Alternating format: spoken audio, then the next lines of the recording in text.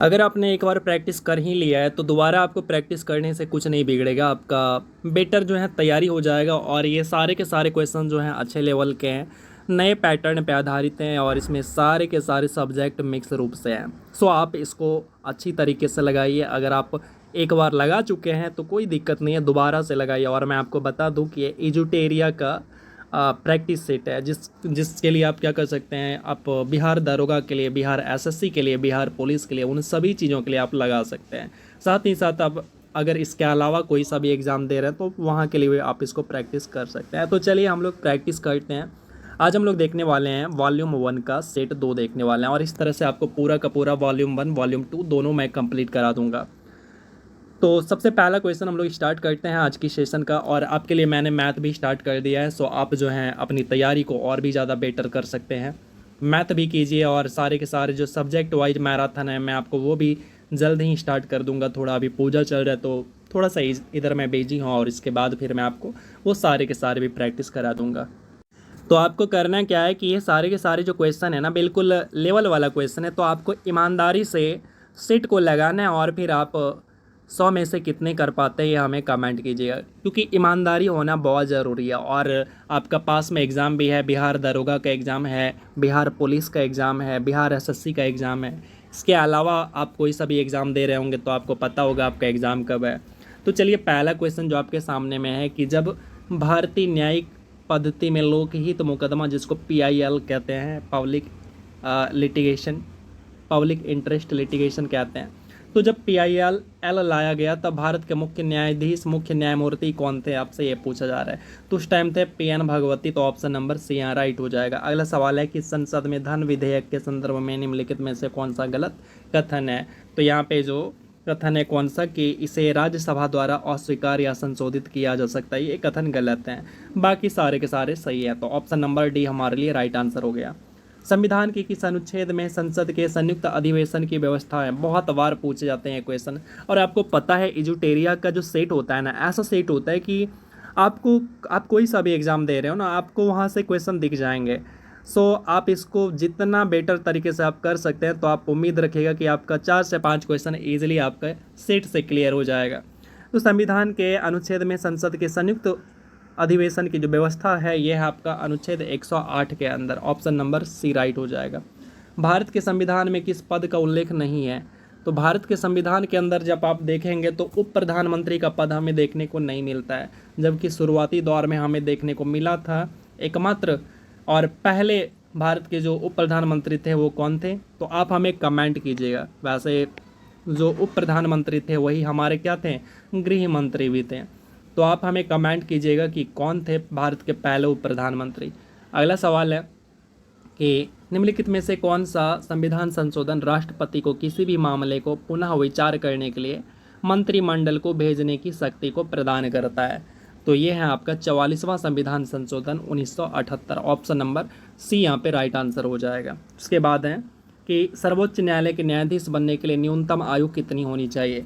तो इसके लिए न्यूनतम आयु जो होती है इसकी कोई उम्र सीमा नहीं दे रखा है यहाँ पे, यानी इनमें से इन ऑप्शन में से देखेंगे तो ऐसा कोई सा भी ऑप्शन नहीं है। सो यहाँ पे तो आपका राइट आंसर दे रखा है ऑप्शन नंबर डी। लेकिन जहाँ तक मैं जानता था कि सर्वोच्च न्यायालय के न्यायाधीश बनने के लिए न्यूनतम उम्र जो होनी चाहिए वो कितनी, तो 35 वर्ष होनी चाहिए थी। अब बातें करते हैं, कुछ और भी बातें कर लेते हैं। सो आप इसको क्या कर लीजिएगा, गूगल पे कंफर्म करके आप हमें भी क्या कर दीजिएगा, आंसर कर दीजिएगा कमेंट बॉक्स में। अब कुछ और बातें कर लेते हैं। बात है सुप्रीम कोर्ट के न्यायाधीश की आई है, तो सुप्रीम कोर्ट की बात कर लेते हैं। तो हमारे संविधान के अंदर जो आर्टिकल हैं अनुच्छेद 124 से लेकर अनुच्छेद 147 तक में क्या है, तो सुप्रीम कोर्ट का जिक्र किया हुआ है।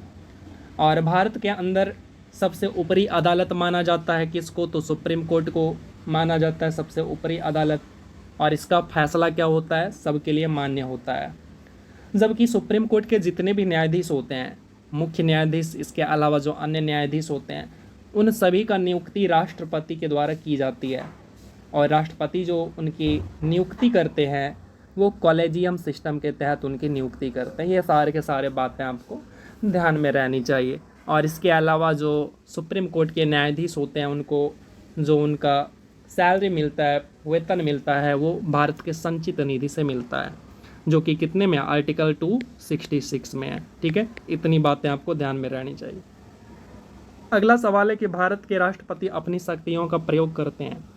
तो शक्तियों का जो प्रयोग करते हैं ये करते हैं सीधे या अपने अधीनस्थ अधिकारियों द्वारा। तो ऑप्शन नंबर यहाँ पे डी राइट हो जाएगा। अगला सवाल है, भारत में पंचायती राज प्रतिनिधित्व करता है। भारत में जो पंचायती राज का प्रतिनिधित्व करता है तो शक्तियों के विकेंद्रीकरण के थ्रू, लोगों की सहभागिता से और सामुदायिक विकास से, इन सभी से होता है। तो ऑप्शन डी राइट हो जाएगा। भारत में राजनीतिक दलों का पंजीकरण का निम्नलिखित प्रावधानों में से किसके अनुसार किया जाता है? तो ये किया जाता है लोक प्रतिनिधि अधिनियम 1951 के तहत। ऑप्शन नंबर ए राइट हो जाएगा। राज्य मानवाधिकार आयोग अपना वार्षिक प्रतिवेदन किसके समक्ष प्रस्तुत करता है? तो ये करता है राज्य सरकार के समक्ष में। तो ऑप्शन नंबर कौन सा? तो बी राइट हो जाएगा। रॉलेट एक्ट का भारतीय राष्ट्रीय कांग्रेस ने विरोध किया क्योंकि इसका लक्ष्य क्या था? तो इसका जो लक्ष्य था ये था व्यक्तिगत स्वतंत्रता को सीमित करना। तो ऑप्शन डी यहाँ पे राइट आंसर हो जाएगा। निम्नलिखित में से कौन आत्मीय सभा के संस्थापक थे? तो आत्मीय सभा के संस्थापक थे राजा राम मोहन राय। तो ऑप्शन यहाँ पे ए राइट हो जाएगा। उसके बाद है कि हुमायूं द्वारा लड़े गए 4 युद्धों में कौन सा सही क्रम है? तो ये पूछा भी गया था। तो यहाँ पे अगर मैं आंसर की बात करूँ तो देवरा का युद्ध, चौसा का युद्ध, कन्नौज का युद्ध, सरहिंद का युद्ध, तो इस क्रम में ये लड़ा हुआ था। तो ऑप्शन नंबर यहाँ पे डी राइट हो जाएगा। तो देवरा का युद्ध सबसे पहले होता है, चौसा का युद्ध होता है, फिर कन्नौज का होता है, उसके बाद सरहिंद का युद्ध होता है सबसे लास्ट में 1555 के आसपास में। आपको क्या करना है कि इन सभी का डेट आपको कमेंट बॉक्स में कमेंट करना है। अगला सवाल है कि मालाबार में मोपला विद्रोह 1921 में हुआ था, तो इसका परिणाम क्या होता है? तो मालाबार में मोपला विद्रोह के परिणाम स्वरूप क्या होता है कि यहाँ पे खिलाफत आंदोलन स्टार्ट हो जाते हैं। तो ऑप्शन बी यहाँ पे राइट आंसर हो जाएगा। किसने कहा था आज़ादी हमारी पहुँच के अंतर्गत है, हमें इसे कसकर पकड़ना चाहिए? तो ये जो कहा हुआ था महात्मा गांधी जी ने। तो ऑप्शन नंबर यहाँ पे सी बिल्कुल राइट आंसर हो जाएगा। इसके बाद है कि भारतीय राष्ट्रीय कांग्रेस के द्वितीय मुस्लिम अध्यक्ष कौन थे, यानी दूसरे मुस्लिम अध्यक्ष कौन थे? तो रहीमतुल्लाह सयानी। तो ऑप्शन नंबर कौन सा? सी यहाँ पे बिल्कुल राइट आंसर हो जाएगा। निम्नलिखित में से किस एक पुरास्थल से पाषाण संस्कृति से लेकर हड़प्पा सभ्यता के सांस्कृतिक अवशेष देखने को मिला है? तो ये देखने को मिला है मेहरगढ़ से। तो ऑप्शन नंबर यहाँ पे ए राइट आंसर हो जाएगा। गौतम बुद्ध को एक देवता का स्थान किस राजा के समय में प्राप्त हुआ था? तो देवता का स्थान जो इनको प्राप्त हुआ था ये हुआ था कनिष्क के शासनकाल में। अगला सवाल है, चंद्रगुप्त मौर्य ने सेल्यूकस को किस वर्ष पराजित किया हुआ था? तो ये किया हुआ था 305 ईसा पूर्व में। तो ऑप्शन नंबर डी यहाँ पे राइट आंसर हो जाएगा। रजत सिक्के जारी करने वाला प्रथम गुप्त शासक कौन था? तो प्रथम गुप्त शासक था चंद्रगुप्त द्वितीय। तो ऑप्शन नंबर कौन सा? तो ऑप्शन नंबर यहाँ पे बी राइट हो जाएगा। ये गुप्त शासक था जिसको आप चंद्रगुप्त विक्रमादित्य भी बोलते थे, तो ये आपका गुप्त शासक था। जबकि चंद्रगुप्त प्रथम या चंद्रगुप्त मौर्य जो था ये आपका मौर्य साम्राज्य से था। अगला देखते हैं, निम्नलिखित में से कौन सुल्तान अपने फरमान में सरदार या अमीरों को मसनद ए अली के नाम से संबोधित करता था? तो यहाँ पे अगर मैं आंसर की बात करूँ तो यह है आपका बहलोल लोदी। ठीक है, तो ये जो बकलोल लोदी हैं ये बिल्कुल राइट आंसर हो जाएगा, ये लोदी वंश से था। अगला सवाल है कि मोहम्मद बिन तुगलक के निम्नलिखित प्रयोगों या अभियानों को काल क्रम के अनुसार लगाना है। तो काल क्रम के अनुसार लगाना है, सांकेतिक मुद्रा है, दोआब कर में वृद्धि है, राजधानी परिवर्तन, कराचिल अभियान। तो ये पहले कौन होता है, देन कौन होता है, इस तरह से क्रम में लगाना है। तो सबसे पहले जो होगा ये दोआब कर में वृद्धि हो जाता है, तो सबसे पहले ये आएगा, यानी 1 नंबर पे आना चाहिए। कौन सा? दूसरा ऑप्शन। तो दूसरा ऑप्शन केवल यहाँ पे है। तो दूसरा सबसे पहले दोआब कर में वृद्धि, फिर राजधानी परिवर्तन, उसके बाद सांकेतिक मुद्रा, उसके बाद कराचिल का अभियान। तो ऑप्शन नंबर डी यहाँ पे राइट आंसर हो जाएगा। उसके बाद है निम्नलिखित में से कौन सा भारत का सबसे पहला पेपरलेस बजट है? तो भारत का पहला पेपरलेस बजट है ये आपका 2021-22 का। ठीक है, तो 2021-22 का जो केंद्रीय बजट था ये पेपरलेस बजट था। तो ऑप्शन नंबर ए राइट हो जाएगा। पोंग और तापो डैश राज्य के लोकप्रिय नृत्य हैं? तो पोंग और तापो की अगर मैं बात करूं तो ये जो है अरुणाचल प्रदेश का लोकप्रिय नृत्य है। तो ऑप्शन नंबर यहाँ पे सी राइट हो जाएगा। उसके बाद है निम्नलिखित में से कौन सा एक जल प्रदूषक नहीं है? तो जल प्रदूषक कौन सा नहीं है? तो ये जो हिमनद है ना, ये जल प्रदूषक नहीं है। ऑप्शन नंबर यहाँ पे डी राइट हो जाएगा। अगला सवाल है, निम्नलिखित युग्मों में से कौन सा सुमेलित नहीं है? तो यहाँ पे जो आप देखेंगे पामेला जेलिमो, तो ये भारोत्तोलन से संबंधित नहीं है, तो ये हमारा गलत है, यानी हमारे लिए आंसर सी हो गया। अगला सवाल है, निम्नलिखित में से किस विद्वान ने मानव विकास की अवधारणा की शुरुआत की हुई थी?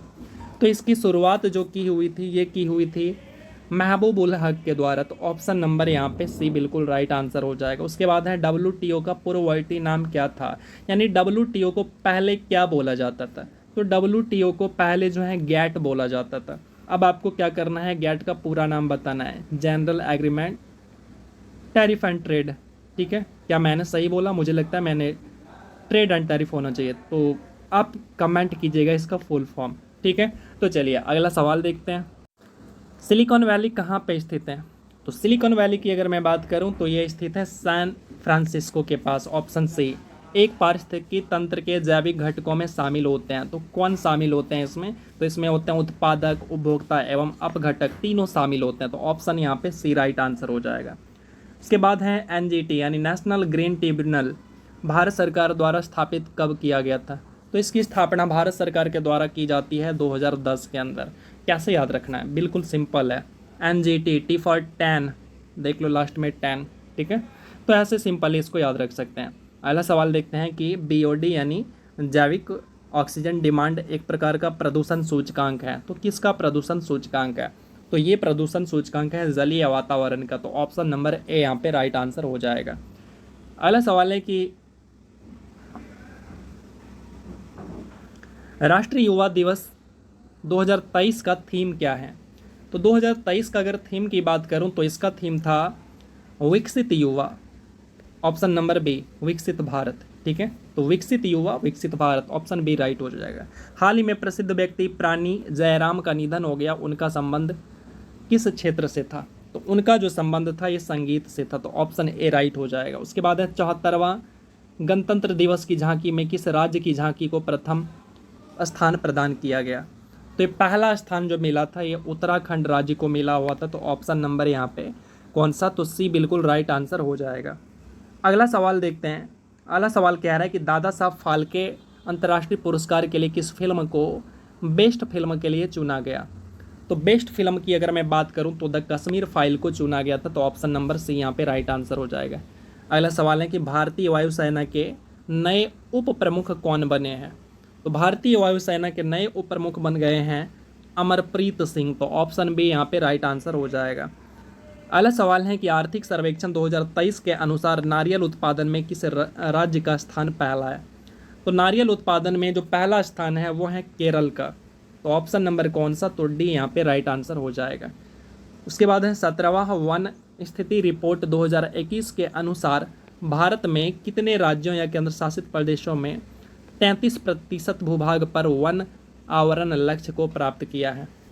तो इसकी अगर मैं बात करूं तो ये हैं टोटल ऐसे 17 राज्य। आपको पता होना चाहिए कि किसी भी राज्य के अंदर कम से कम 33% भूमि पर वन होनी ही चाहिए, तो इस कंडीशन को पूरा करता है टोटल 17 राज्य, ऑप्शन नंबर ए राइट हो जाएगा।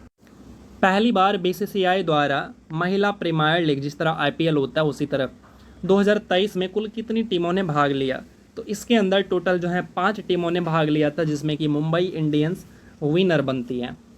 अगला सवाल है कि नवोदित लेखकों को प्रोत्साहन के उद्देश्य से भारत सरकार ने किस योजना की शुरुआत की? तो ये योजना है युवा 2.0, ऑप्शन नंबर ए राइट हो जाएगा। उसके बाद है ब्रिटेन के प्रधानमंत्री ऋषि सुनक का संबंध भारत के किस राज्य से है? तो ऋषि सुनक का जो संबंध है ये भारत के पंजाब राज्य से है, तो ऑप्शन नंबर यहाँ पे ए बिल्कुल राइट आंसर हो जाएगा। उसके बाद है पुरुष T20 वर्ल्ड कप आयोजन 2026 में कहाँ किया जाएगा? ये T20 वर्ल्ड कप की बात हो रही है और पुरुष वाला, तो इसका जो आयोजन किया जाएगा ये भारत और श्रीलंका दोनों के अंदर किया जाएगा। ऑप्शन नंबर कौन सा? तो ऑप्शन नंबर यहाँ पे डी बिल्कुल राइट आंसर हो जाएगा। तो ये बात कितने की है? तो बात जो है 2026 की है, T20 वर्ल्ड कप। ठीक है, तो इसको ध्यान में रखिएगा, आपको अलग अलग एग्जामों में आपसे पूछा जाएगा। अगला सवाल देखते हैं कि राष्ट्रमंडल खेल 2022 में स्वर्ण पदक जीतने वाले सुधीर लाठ का संबंध किस खेल से है? तो सुधीर लाठ की संबंध की अगर मैं बात करूं तो इनका संबंध है भारोत्तोलन से, तो ऑप्शन नंबर यहाँ पे बी राइट हो जाएगा। बजट 2023 के अनुसार प्राथमिक घाटा जीडीपी का कितना प्रतिशत है? तो ये है 2.3%। सिक्किम का नया राज्यपाल किसे नियुक्त किया गया? तो सिक्किम का नया राज्यपाल लक्ष्मण प्रसाद आचार्य को नियुक्त किया गया। यूनिसेफ इंडिया के नए राजदूत कौन बने हैं? तो इसके नए राजदूत बन गए हैं आयुष्मान खुराना। तो ऑप्शन ए राइट हो जाएगा। अगला सवाल है कि वीर गार्जियन संयुक्त सैन्य अभ्यास जो भारत और जापान के बीच में आयोजित हुआ, तो इनका आयोजन कहाँ पे किया गया है? तो इनका आयोजन हयाकुरी में। ऑप्शन ए यहाँ पे राइट आंसर हो जाएगा। प्रधानमंत्री नरेंद्र मोदी द्वारा आदि महोत्सव का शुभारंभ कहाँ किया गया? तो आदि महोत्सव का शुभारंभ नई दिल्ली के अंदर किया गया। ऑप्शन ए राइट हो जाएगा। T20 cricketer of the year 2022 का अवार्ड किसे दिया गया है? बात हो रही है T20 cricketer of the year 2022 की अवार्ड। तो इसकी अगर मैं बात करूं तो ये हो जाएगा आपका सूर्य कुमार यादव। ऑप्शन नंबर कौन सा? तो बी यहाँ पे बिल्कुल राइट आंसर हो जाएगा। अगला सवाल है कि पद्म विभूषण पुरस्कार 2023 से सम्मानित श्रीनिवास वर्धन का संबंध किस क्षेत्र से है? तो इनका संबंध जो है विज्ञान के क्षेत्र से। तो ऑप्शन ए राइट हो जाएगा। प्रसिद्ध राजनीतिज्ञ शरद यादव जिनका हाल ही में निधन हो गया, वो कितनी बार लोकसभा चुनाव के लिए चुने गए थे? तो ये जो चुने गए थे टोटल 7 बार। तो ऑप्शन नंबर यहाँ पे सी राइट हो जाएगा। दुनिया का सबसे लंबा रिवर क्रूज एमवी गंगा विलास ने कितने दिनों की यात्रा पूरी की है? तो इन्होंने यात्रा पूरी की है टोटल 51 दिनों का। ऑप्शन ए राइट हो जाएगा। उसके बाद है भारत सरकार ने किस देश से 12 चीते लाने के लिए समझौता किया है? तो 12 चीते जो लाया गया ये कहाँ से? तो ये दक्षिण अफ्रीका। तो ऑप्शन नंबर कौन सा? तो ऑप्शन नंबर यहाँ पे हमारा बी राइट हो जाए, सी राइट हो जाएगा। अगला सवाल देखते हैं। और दक्षिण अफ्रीका में आप, हमें पता है आपके दिमाग में कुछ और चल रहा है, नामीबिया वगैरह सब चल रहा है, पता है मुझे। चलिए अगला सवाल देखते हैं कि पुस्तक the magic of the last story के लेखक कौन है? The magic of the last story के जो लेखक है ये हैं सुधा मूर्ति। ऑप्शन बी राइट हो जाएगा।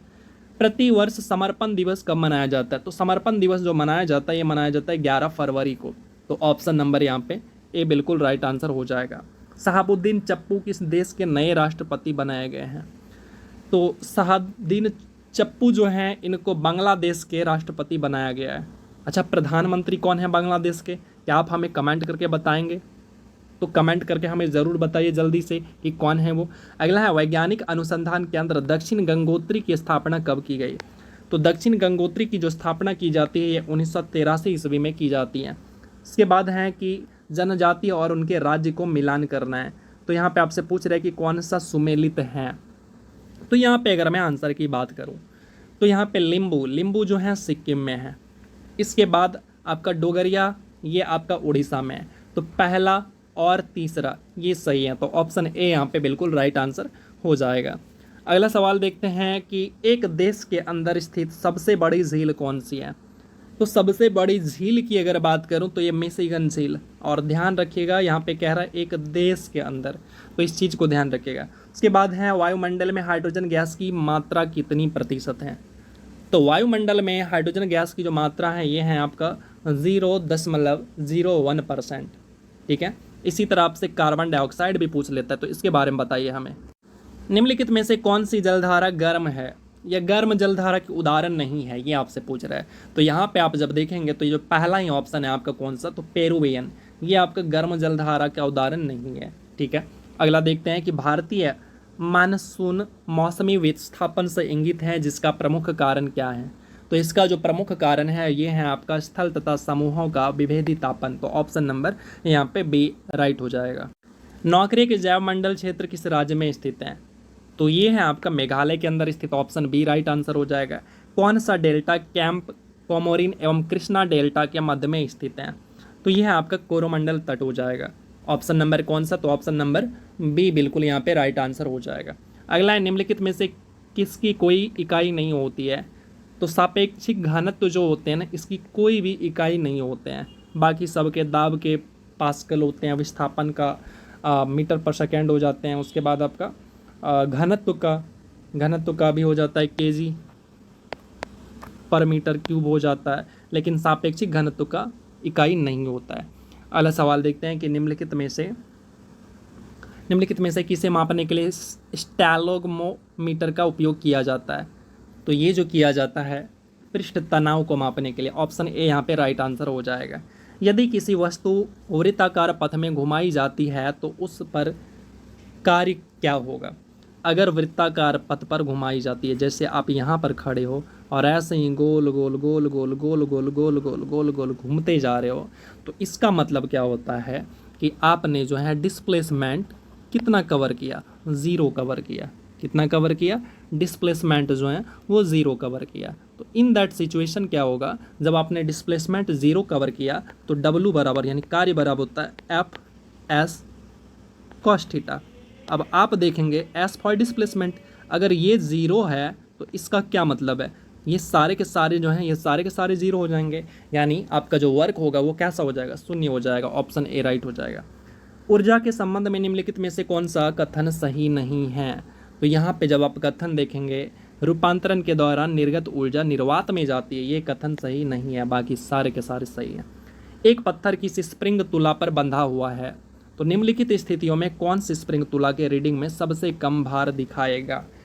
तो यहाँ पे आप देखेंगे जब पत्थर किसी बीकर के लिए पानी में पूरी तरह से निमज्जित हो तो ये ऑप्शन आपका क्या हो जाएगा, बिल्कुल कम भार दिखाएगा। ठीक है, अगला सवाल देखते हैं कि बोरोसिलिकेट ग्लास बर्तन का माइक्रोवेव ओवन में प्रयोग किया जाता है, क्योंकि तो क्यों प्रयोग किया जाता है इसका, तो इसके पीछे रीजन है कि अत्यधिक उष्मा प्रतिरोधी है ये, तो ऑप्शन बी यहाँ पे राइट आंसर हो जाएगा। किसी विस्फोट के कारण समुद्र के तल पर बनने वाली लहरें डैश होती है, तो समुद्र के अंदर जो बनने वाली लहरें होती है वो भी विस्फोट के कारण ये होती हैं अनुदैर्घ्य, तो ऑप्शन नंबर यहाँ पे बी राइट हो जाएगा। हाइड्रोजन अणु का नाभिक किससे बना होता है, तो हाइड्रोजन अणु का जो नाभिक होता है इसमें केवल एक प्रोटॉन होता है, जबकि न्यूट्रॉन क्या नहीं होता है इसके अंदर। ठीक है, तो न्यूट्रॉन कितना होता है, तो ये ज़ीरो होता है, आपको ये चीज़ ध्यान रखना है, पूछ लिए जाते हैं। अगला सवाल देखते हैं, निम्न में से कौन सा विकल्प सह संयोजक यौगिक का गुण नहीं है। तो ये है आपका उच्च गलनांक और क्वथनांक, ये इसका गुण नहीं है, तो ऑप्शन नंबर हमारा बी यहाँ पे राइट आंसर हो जाएगा।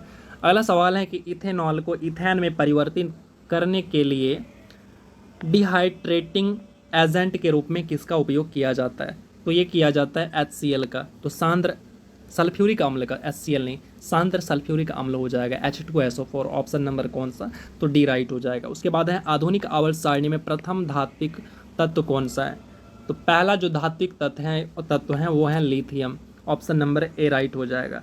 उदासीन गैस परमाणु के बाह्यतम कक्षा या कोश से एक इलेक्ट्रॉन को हटाने के लिए निम्न में से किसकी आवश्यकता होती है, तो यहाँ पे अगर मैं बात करूँ तो ये हो जाएगा आपका आयनन ऊर्जा। आयनन ऊर्जा की आवश्यकता होती है इलेक्ट्रॉन को रिमूव करने के लिए। अगला है कि निम्नलिखित में से प्रति अम्ल के संघटक के रूप में किसका प्रयोग किया जाता है, तो यहाँ पे अगर मैं आंसर की बात करूँ तो राइट आंसर हो जाएगा सोडियम हाइड्रोजन कार्बोनेट। ठीक है, सोडियम यानी Na, हाइड्रोजन यानी H, कार्बोनेट यानी CO3। ठीक है, तो ये हो गया सोडियम हाइड्रोजन कार्बोनेट या सोडियम बाई कार्बोनेट भी कहते हैं आप इसको। जब सिल्वर ब्रोमाइड को सूर्य की किरणों में रखा जाता है तब कौन सी गैस बनती है, तो इन दैट सिचुएशन जो है ब्रोमीन गैस बनती है, तो ऑप्शन डी राइट हो जाएगा। उस प्रक्रिया को क्या कहते हैं, जब कोई धातु अपने आसपास उपस्थित नमी, एसिड तथा इत्यादि द्वारा प्रभावित होती है, तो उसको क्या कहते हैं, तो उसको कहते हैं संक्षारण कहते हैं, कोरोजन जिसको इंग्लिश में बोलते हैं। तो ऑप्शन नंबर यहाँ पे सी बिल्कुल राइट आंसर हो जाएगा।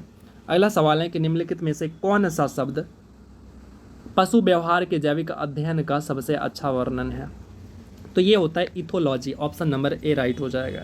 किस कोशिकांग को कोशिका का मास्टर कहा जाता है, तो कोशिका का मास्टर कहा जाता है किसको, तो न्यूक्लियस को यानी नाभिक को। ऑप्शन ए राइट हो जाएगा। इसके बाद है निम्नलिखित में से कौन सा स्थायी ऊतक पौधे को एक कठोर और मजबूत बनाता है, तो पौधे को कठोर और मजबूत बनाने का जो काम होता है वो होता है स्क्लेरन कायमा का, तो ऑप्शन नंबर कौन सा, तो डी यहाँ पे राइट आंसर हो जाएगा। जबकि ये पैरन कायमा की बात करूँ तो ये फूड स्टोरेज का काम करता है। ठीक है, चलिए अगला देखते हैं कि निम्नलिखित में से कौन सा दूध का प्रोटीन है। दूध का प्रोटीन की अगर मैं बात करूँ, जो आप केसिन देख रहे हैं ये दूध के अंदर का प्रोटीन होता है। ठीक है, तो 84 का ऑप्शन नंबर कौन सा, बी हो जाएगा राइट। जिन अंगों की मूल संरचना भिन्न होती है लेकिन दिखने में एक जैसे होते हैं तो उनके कार्य भी समान होते हैं, तो उन्हें क्या कहा जाता है, तो उनको कहा जाता है समरूप अंग। ऑप्शन नंबर सी यहाँ पे राइट आंसर हो जाएगा। निम्नलिखित में से कौन सा एक अंतः परजीवी का उदाहरण है। तो यहाँ पे अगर मैं आंसर की बात करूँ तो यह आपका फीताकृमि, तो ऑप्शन नंबर ए यहाँ पे राइट आंसर हो जाएगा। ऑक्टोपस के खून का रंग कैसा होता है? तो ऑक्टोपस का जो खून का रंग होता है वो नीला होता है। इसके बाद है कि मानव शरीर के किस अंग पर एंजियोप्लास्टी की जाती है? तो एंजियोप्लास्टी की जाती है ये हृदय के ऊपर। ऑप्शन नंबर कौन सा? तो सी यहाँ पे राइट आंसर हो जाएगा। उसके बाद है कि मनुष्य में बौनेपन के लिए निम्नलिखित में से कौन उत्तरदायी होता है? तो बौनेपन के लिए जो उत्तरदायी होता है ये होता है पीयूष ग्रंथि, जिसको मास्टर ग्रंथि भी कहते हैं। इसके बाद है निम्नलिखित में से किस रोग से पीड़ित रोगी भी नेत्रदान कर सकता है? तो ये है आपका मधुमेह, यानी जिसको डायबिटीज़ है वो नेत्रदान भी कर सकते हैं, लेकिन बाकी अगर कोई और भी प्रॉब्लम है तो वो फिर नेत्रदान नहीं कर सकते हैं। ठीक है, तो चलिए अगला सवाल को देखते हैं। अगला सवाल है निम्नलिखित में से कौन सा पदार्थ तंबाकू में मौजूद होता है? तो तंबाकू के अंदर जो मौजूद होता है ये होता है निकोटीन, इसको ध्यान में रखिएगा। और चाय के अंदर कौन मौजूद होता है? तो चाय के अंदर कैफीन मौजूद होता है। इसके बाद है निम्न में से लघु उद्योगों की समस्या क्या है? तो लघु उद्योगों की जो समस्या है ये है पूंजी का अभाव होता है, विपणन जानकारी का अभाव होता है, कच्चे माल का अभाव होता है, इन सभी का अभाव होता है उसके पास। तो ऑप्शन डी यहाँ पे राइट आंसर हो जाएगा। सैनोवेट का संबंध किससे है? तो सैनोवेट का संबंध की अगर मैं बात करूँ तो ये है आपका सेंट्रल टैक्स होता है एक तरह का, तो केंद्रीय उत्पाद शुल्क से संबंधित होता है। तो ऑप्शन सी राइट हो जाएगा।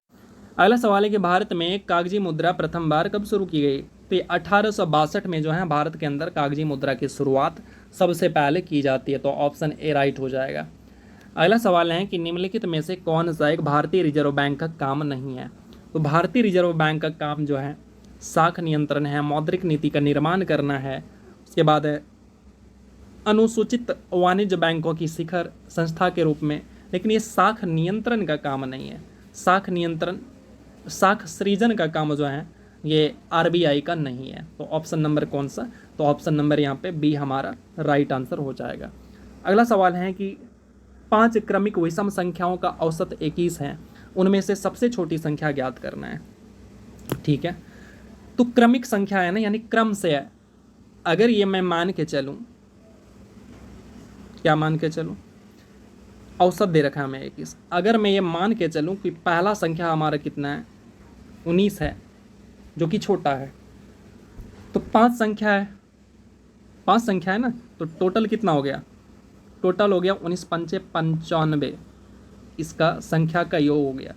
तो पहला संख्या 19, फिर 21, फिर 23, उसके बाद 25, 5 हो गए, 1 2 3 4, फिर 27। तो जोड़ के कितना आना चाहिए? 95 आना चाहिए। आप जोड़ के देखो, 9 9 1 10, 10 3 13, 13 5 18, 18 और उसके बाद 7 25 हो गए। तो 25 का 5 ठीक है। उसके बाद 2 2 4, एक मिनट, ये 2 हो गया, ये 2 2 4 हो गया, 4 2 6 हो गया, 6 2 8 हो गया, 8 1 9 हो गया और 9 2 11 हो गया, यानी 115 हो गए। सो यहाँ पे 19 तो हमारा नहीं हो सकता, 19 तो हमारा किसी भी सूरत में नहीं हो सकता। ऑप्शन बी लेके देखते हैं, इसको ऑप्शन सही करिए तो ज़्यादा बेटर है, और अगर फार्मूला से करते हैं तो और भी ज़्यादा बेटर है। तो मैं मान के चला 17 हैं, तो फिर अगला 19 होगा, फिर 21 होगा, फिर 23 होगा, फिर 25 होगा। ठीक है, अब औसत के बारे में क्या बोला है कि ये 21 इसका औसत है। औसत कितना है? 21 है। ठीक है भाई, अब देखिए सम कीजिए। अच्छा, मैं वहाँ पे गलत किया हुआ था। औसत 21 है और 5 संख्या, तो 21 पंचे 105 होता है। तो सम कितना होना चाहिए? 105 होना चाहिए। ठीक है, हालांकि वहाँ पे 115 हो रहा था, तो ऐसे भी वो गलत था। अब इसको सम कीजिए, तो सम जैसे ही करेंगे तो देखिए, तो ये 5,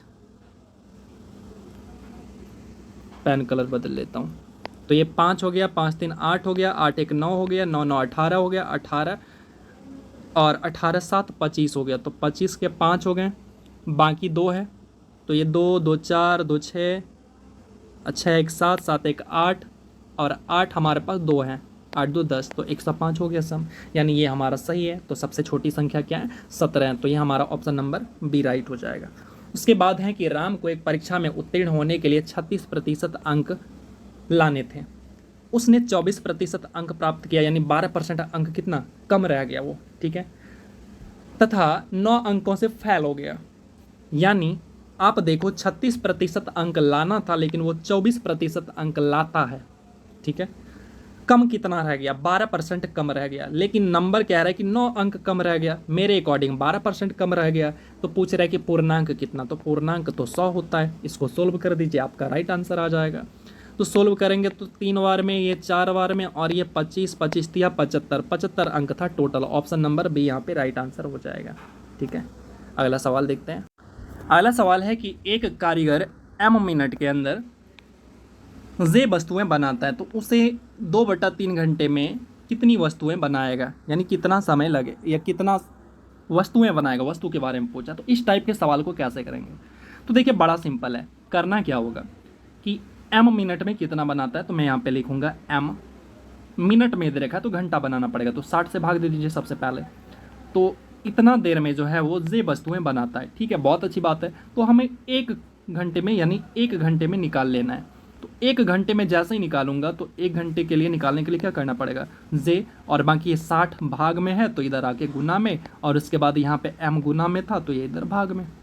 ऐसा ही तो करना है। अब हमें किसका निकालना है, 2/3 घंटे में निकालना है। ये तो 1 घंटे में मैंने निकाल लिया, तो 2/3 घंटे में निकालने के लिए क्या करूँगा, 2/3 घंटे में निकालने के लिए मुझे क्या करना पड़ेगा, इस पूरे में 2/3 से गुना कर दूँ, सिंपल। तो जे इंटू 60, अब बट्टा में m, गुना में 2/3। अब इसको सोल्व करते हैं। तो जैसे ही सोल्व करेंगे हमारे पास जो है ये 40Z/m निकल के राइट आंसर आ जाएगा। ठीक है, चलिए उम्मीद करते हैं समझ गए होंगे। अगला सवाल देखते हैं।